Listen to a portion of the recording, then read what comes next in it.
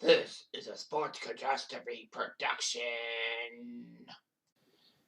Hey there, hello, there's Jeff Cutter and welcome you to another sports catastrophe on this day. Just a reminder that today, January the 14th, there will not be a birthday boy or girl because I couldn't find a birthday one.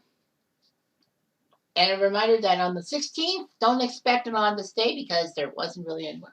Anyhow, so on this day, almost 50 years ago, so close, but 49 years ago, in 1973, Super Bowl VII happened. Why am I talking about Super Bowl in January? Well, the Super Bowls used to be in January, and the NFL season used to start September, have 14 games in it instead of 17 that we now have. So the Super Bowl was made in early January. So anyhow, this Super Bowl VII was between the Miami Dolphins and the Washington, the Washington Redacted or the WFT. But screw you, I'm saying Redskins because that's how they're named and all that. Anyhow, so the 1972 season saw the Miami Dolphins take on the Washington Redskins for the title. This was huge. A very huge moment. And all that. Now, of course, the whole playoff system was kind of flawed in a sense. I talked about this when I talked about the Immaculate Reception December 23rd. But anyhow, Miami won the AFC East. Obviously, they did. I mean, you finished 14-0. You obviously win your division. Miami would take care of Cleveland and Pittsburgh on their way to the title game at LA Memorial Coliseum.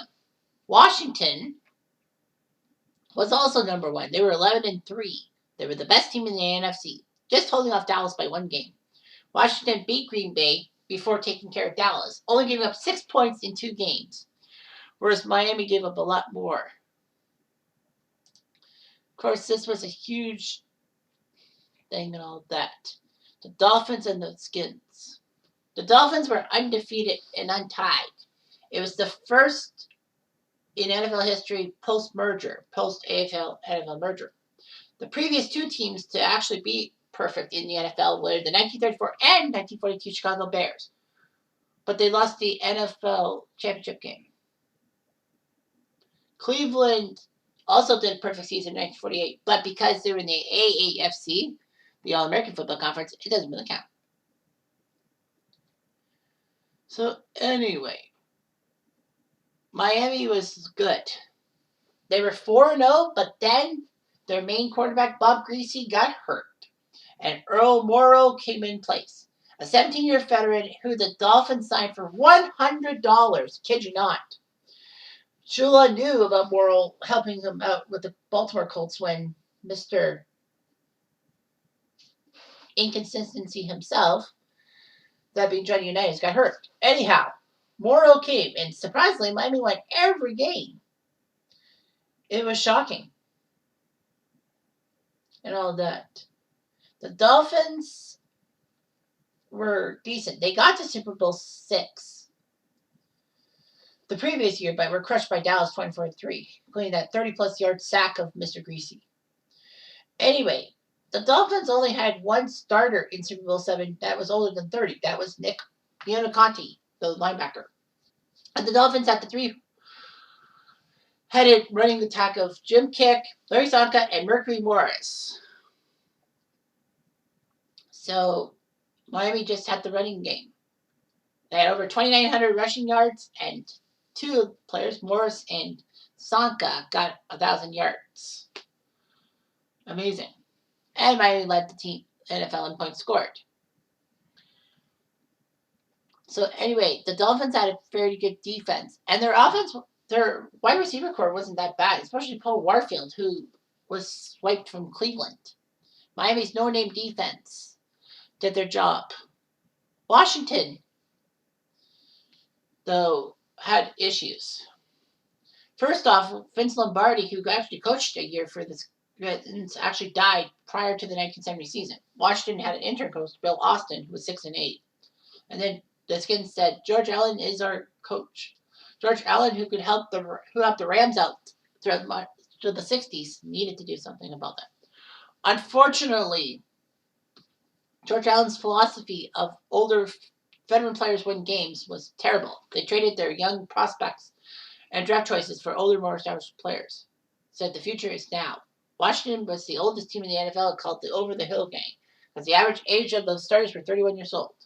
Unfortunately for cynics, Washington actually did well. They were 9-4-1 in 1971, and in 72 they were 11-3, the best in the NFC. Billy Kilmer, who was 33 years old, was their starting quarterback.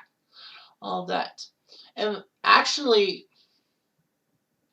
was replaced in the fourth game of the season by 38-year-old Sonny Jurgensen. Surprised he was still playing, but Jurgensen got an Achilles tendon injury. That meant that Kilmer had to come back.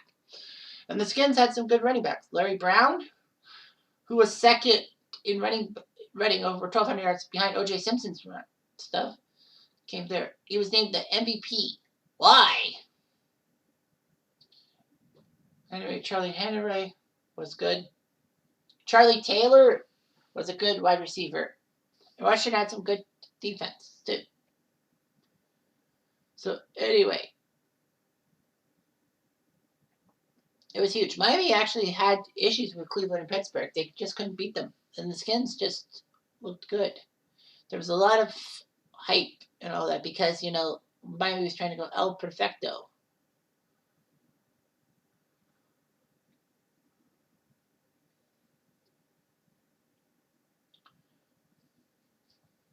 Anyway, so the game was on NBC with play-by-play man Kurt Gowdy, the legendary Kurt Gowdy, doing all that.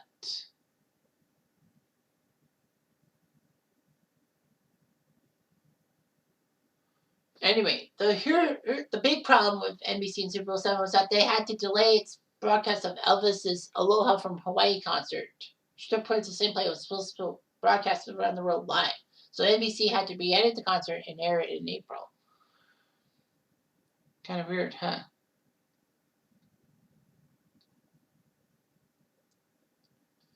So anyway, it was amazing. What did you do? So the game started. In the first quarter, just before the clock ticks 0, Bob Greasy got a 28-yard touchdown pass to Howard Twilley, the star of Tulsa. Carol Yepremian kicked the extra point. In the second quarter, Jim Kick ran the ball in from 1 yard out to make it two touchdowns for Miami and a 14-0 win lead. The funny thing is that Miami looked very, very good and all that. And all that.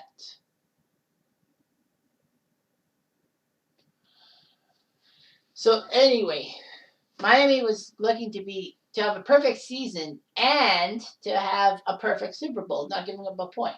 Unfortunately, Gary Premium, who was lined up for an easy field goal that would have made it 17-0 Miami, which would have been ironic because Miami would have won 17-0 throughout the season, tried to kick it. It was blocked, and then Yepremian, for some stupid reason, decided to try to throw a pass. It was blocked. He could have just taken meat, and the Skins would have had decent position, but not the way he would.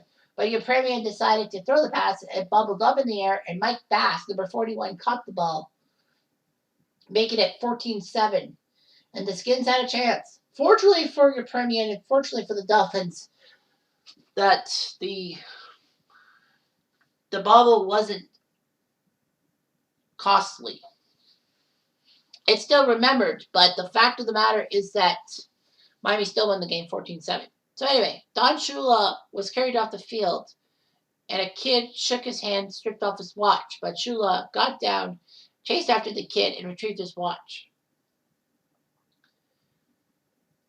A lot of people said that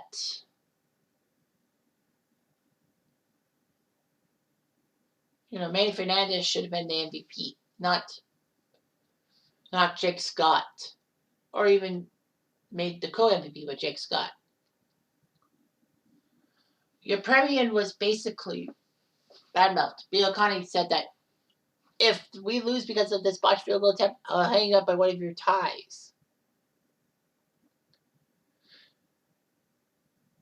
Unfortunately, Yepremian would actually be traumatized by his botched attempt that he was helped for the post-game party by his brother because of a stabbing pain down his right side. He actually spent 2 weeks in seclusion and cheered up by a letter.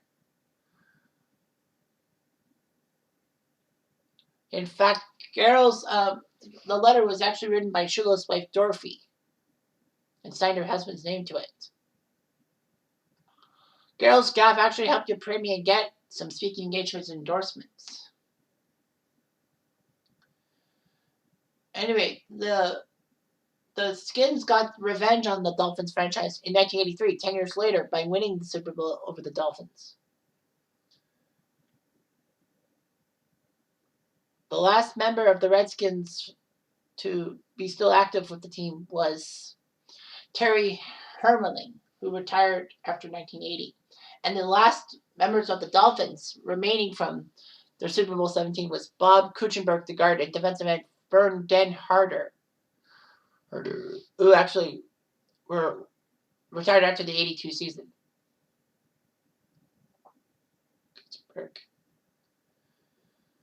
Anyway, Jack Pardee, who was the linebacker and defensive captain, decided to retire after 16 years. He would coach the Bears for 3 years and then would actually be the Redskins coach at 78, replacing George Allen. Unfortunately, Pardee would be remembered for the season which he got the Skins to be 6-0 and then they choked a playoff spot. Pardee would then be fired in 1980 and replaced by Joe Gibbs, who helped the Skins win 3 Super Bowl titles. Pardee would actually coach at the University of Houston and the Oilers. So it's amazing and all that to see. But yeah, Super Bowl 7 was a coronation to behold. And no team has ever had the perfect season. The Pats were the closest, but yeah, Super Bowl 42, when you lose to the freaking New York Giants, you don't deserve it. Anyway, I'm Jeff Diamond. I do.